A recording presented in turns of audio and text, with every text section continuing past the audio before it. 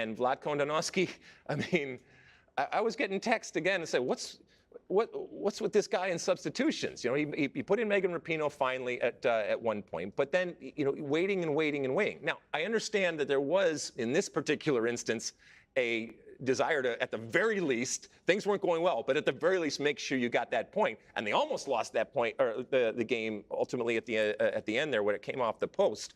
But still, we're faced with a U.S. team that settles. We're faced with a U.S. team that in this moment is happy getting a point against Portugal. And look, I know the rest of the world has spent more money and resources now, and they're quote unquote catching up. But this is still the U.S. team. This is still the team that gets the most attention, that gets the most resources, that gets the most opportunity, that is given everything on a platter to succeed.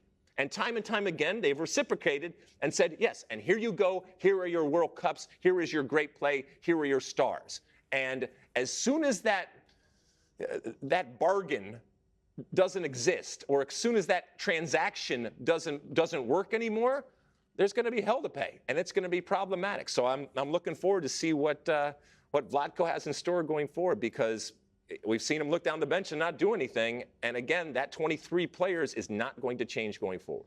What did you make of the introduction of Lynn Williams in place of Trinity Rodman? I don't think it changed anything. And I think if you're Trinity Rodman, you're probably saying, all right, well, you know, I did what I needed to do in the first couple of games. And it's not that Lynn Williams can't be successful, but what I think we thought was it was going to fundamentally change the dynamic and the feeling and the energy. You know, nobody from an attacking perspective, and we kind of have to throw out the Philippines game, right? I mean, it's the Philippines. It was Vietnam. Sorry, excuse me. Well, we have to throw out the Philippines game too. God, thank God. It's been a long day, folks.